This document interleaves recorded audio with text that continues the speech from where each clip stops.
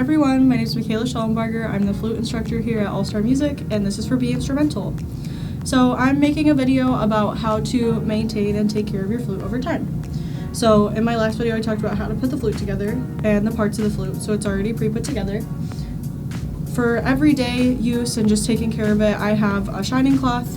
This is one that I got as a gift from a family member. You can buy them anywhere, like any music store, like All-Star Music for example, or online even. And they're just kind of used to keep your flute polished. You can rub it all over the body, and they just keep it shiny, keep it clean. The oils from your hands and your fingers sometimes tend to erode the metal, and it makes it kind of look grubby, and over time that just doesn't look great. So the more you polish it, the more you keep it clean. I tend to wipe my flute down every time after I'm done practicing or done using it. And that's just something you can do every time you play, every day you practice. On a deeper cleaning level, what we can do is we can shine it with a silver cloth, which looks like this. So silver cloths are different from shining cloths, where they're a little bit rougher, and they're designed to, if your flute has a silver plating, sometimes it tends to get blackened and almost like rusted and tarnished, and this is designed to kind of take that off. My flute doesn't have any of that. I take really good care of it, and it's a newer model, so I can't really show that on the flute. But if you do have a flute that looks a little black, it is savable. You can just get one of these and put a little elbow grease in.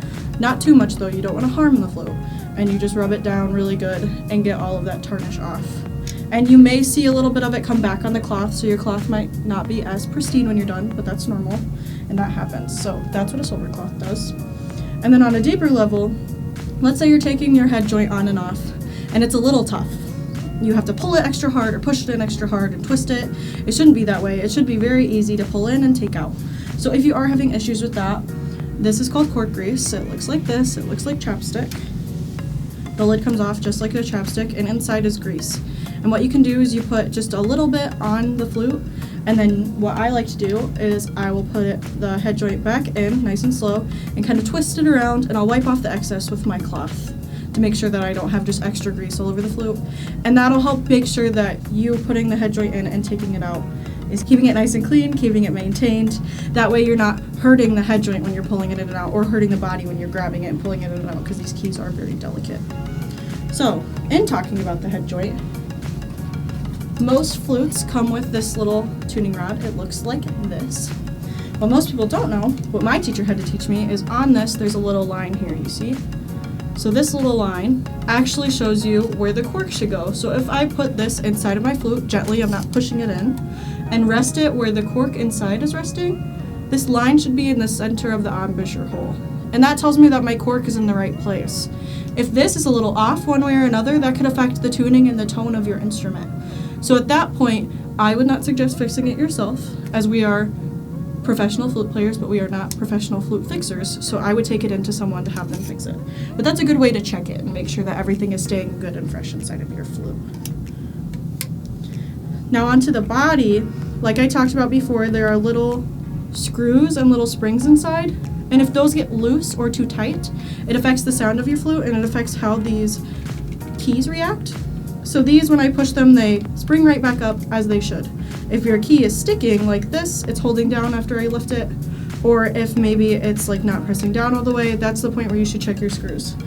Now, the screwdriver is very tiny. It looks like this, but it's very easy to find. If you don't have one at home, you can get one in any glasses kit, or you can get it in any music shop like All-Star Music, or online, just kind of like the polishing cloths. And you can just take your little screwdriver and screw or unscrew the little screws. There's one here, there's some inside of here, very tiny, and there's some in here.